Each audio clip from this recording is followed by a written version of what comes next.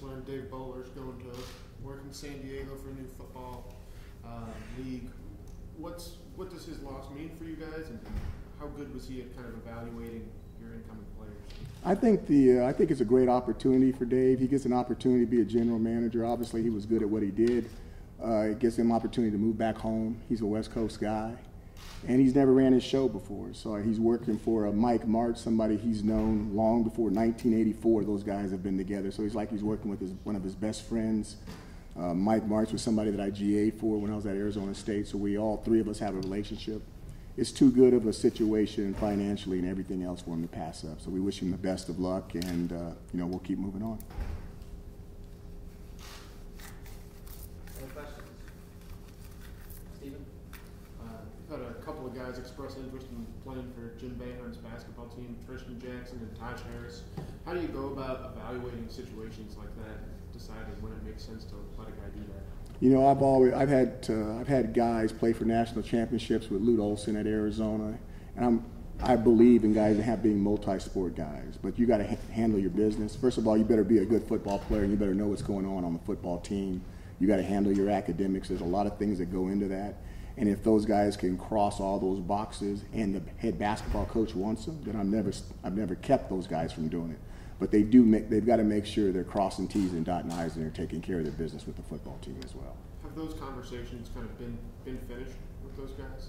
When you mean finished, what do you mean? I mean, are they going to play basketball, or is it? They have to cross their boxes. If they there's so things they need to do, but if they take care of their business, I have no issues with it. Okay. Darius and Nico.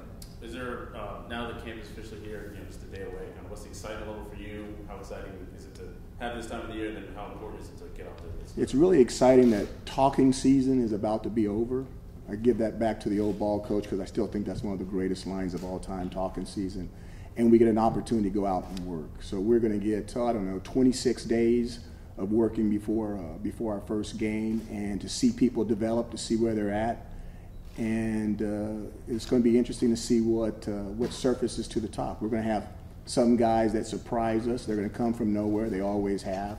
And other guys that maybe we were expecting a lot from not do so well. So to me, it's a fun part of the season. We actually get to put our hands on them and work with these young men and see where they end up. Nico and Julian. Coach, heading into year 3, how do you feel personally? What have you learned in the first 2 seasons on the job here that can help you as you go into your 3rd season here? This is the first time I've ever had a year 3 anywhere, so this is new ground for me as well. But I think just having a better understanding of what's going on in the conference, having a better understanding of the 107 guys in the room, and knowing what their hot buttons are, know how to push them and which ones to push and which ones not to push, and just having a lot more camaraderie with the family. And I think everybody's headed in the right direction. I think there's more of our type of guys in the room than before, and I think it's going to pay off for us in the long run. Nico. Julian? Coach, what kind of feedback have you gotten from Coach E about summer development? I couldn't hear the last thing you said. I heard Coach E and I couldn't hear anything else. What kind of feedback have you gotten from Coach E about summer development from your players? Well, it's not feedback from Coach E. I gave up my entire summer, so I was here the entire summer. I got an opportunity to witness it, and it was one of the best off seasons that we had. There was ups and downs. There was strong points and weak points, but overall it was the best off season we've had, and we're looking forward to getting started in camp. How do you quantify, I guess, your best off season? Is it in players getting more developed, less injuries coming into the season? How do you say this is the best summer? When you get an opportunity to see the team, they look different, Julian. I mean, the team that you played on compared to what's going to be walking around that you're going to be interviewing, they're different, and you'll be able to see that with the naked eye. Second. Coach, you talked about the need to finish games this year. Where do you think you guys kind of fell off last year as far as not finishing the fourth quarter games? I think it's pretty obvious when you look at late in the season when the injuries piled up. We got into certain games and we couldn't finish. We couldn't do the things that we needed to do. I think there's a lot of reasonings for that, but the bottom line is the bottom line. We've got to find a way to finish games and finish the season the right way if we're going to have the type of season that we want. Other questions, Derek?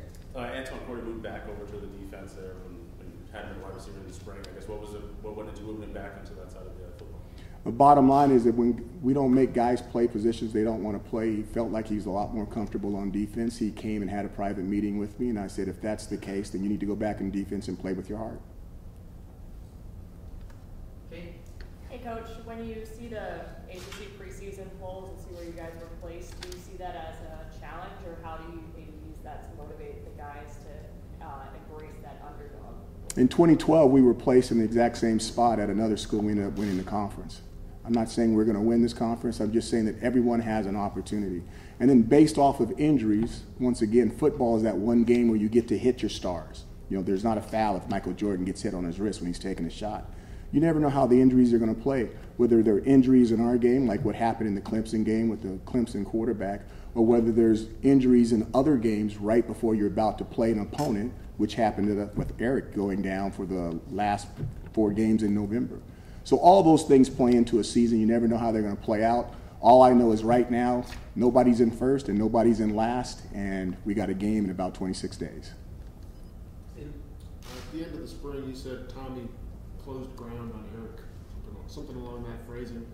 What are you expecting from those guys during preseason camp? Where do they stand going? I expect those guys to compete. I expect it's no different than any other position on our football team. I think we have more competition on this football team than obviously when the first time I got here.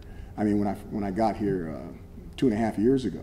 And I think that competition is going to make all the positions better. Competition makes us better.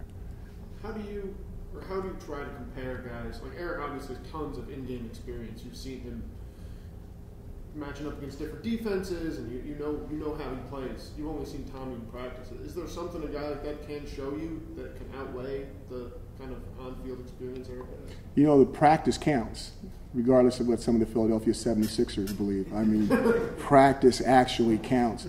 Now, it's not game experience, and that's the thing that's really tricky. It's not game experience. But if you see somebody doing it consistently good, you want to, in practice, you want to give them an opportunity to see if they can do it consistently good in the games. And sometimes there's people that do it right in practice, they can't do it in the games. The lights are too big for them.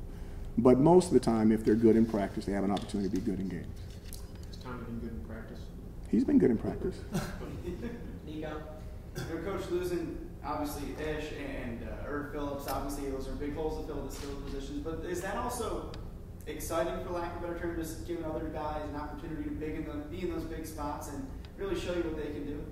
You know, 2.5 years ago, when I first got here, we had our 2-a-day camp. The best wide receiver in camp was Jamal Custis. And after about halfway through, he had a high ankle sprain. He had to end up getting redshirted. Ish was on that team. Irv was on that team. Amba was on that team. And the best guy coming out of camp was Jamal Custis. Now, we haven't seen that. We haven't seen that consistently from him. But during that period of time, he was the best wideout on the team. And I've told him that. And I told him that in front of the 107 guys on this football team. So we're going to give everybody an opportunity to rise to the top. We're going to be optimistic about this thing. And then based off of how they compete, they'll settle somewhere. Second row. Is there a certain position down here, you talk about competition heading into camp, that you're most excited to see playing out, or you think would be most competitive? No, not as a head coach. I'm looking all the way across the board.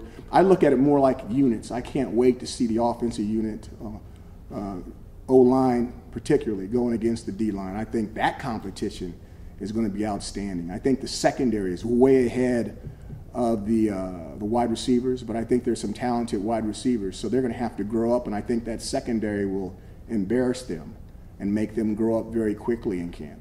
And then we've got to see where the linebackers are at. Our running backs are a veteran group.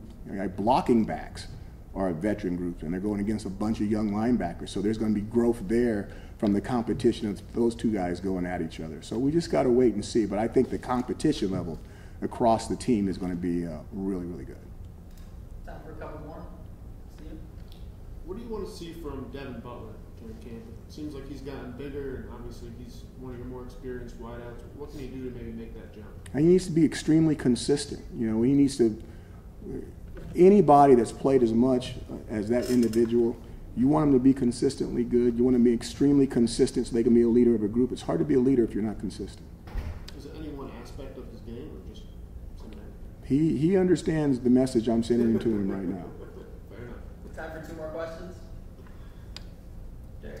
You mentioned the secondary and how they may embarrass the wide receivers in that sense. And earlier in the ACC kickoff, you talked about how you thought they were more athletic than you had previously Even though some of those guys are young, I guess what is it about them that has you so has high expectations for that team? They can run. You know, they're long, they can run. They're more athletic than some of the guys we have here, but that's just potential. That doesn't mean they're going to step out on the football field, and it doesn't mean they can go against ACC competition. It just means that the clay that you're starting with is a little bit more talented. It comes down to techniques, fundamentals, okay, aggressiveness, know-how, knowledge. There's a lot going into a wide receiver. And you just can't run the route. You actually have to know what the coverage is after a step and a half to make sure you do the correct release, so you know whether it's man or zone, to whether you're going to be in movement or whether you're sitting down in an area with a veteran quarterback that's not going to sit there and wait for you to have time to grow up. You better be right. So there's a lot more to it than just being athletic. But they're a very, very athletic group, and they have a chance. Final question for Coach. Julian? Any expectations for your freshmen this year? Do you see them contributing at all this year? We always, the word I try to stay away from, always and never, we always give our freshmen an opportunity to shine. We actually set our practices up during 2 days where there's days where we're gonna play our freshmen, because it gives us the first opportunity to evaluate them. You recruited them off of tape. You maybe had a couple of them in your camps, but you really haven't had an opportunity to really coach these guys. Even in the summertime, they're in the they're in the WAIT program. You really don't get an opportunity to coach them. So this is our first opportunity to coach them. We'll see how fast they can learn. It's not so much the physical part of it, because they have ability. It's the mental part of it, especially when you talk about offensively and defensively. You know this, all the coverages they have to learn, where to line up. They make one mistake and there's a guy running through the middle of the defense wide open for a touchdown. If you're 4-4 and you're going the wrong way, you're just going the wrong way real fast. You know, it doesn't make you any closer to the play. So that's the big part. Can they mentally stay with us? And then the season's long, and it's taxing, and the practices are more physical, more taxing than they've ever been a part of. And normally those guys, you wonder what they have to be mentally tough enough to be able to carry out the entire season. So there's some things we have to figure out, and there's some things they have to figure out, and then based off of that knowledge, we'll decide who can help us and who can't help us. Thanks very much, Coach. Thanks, guys.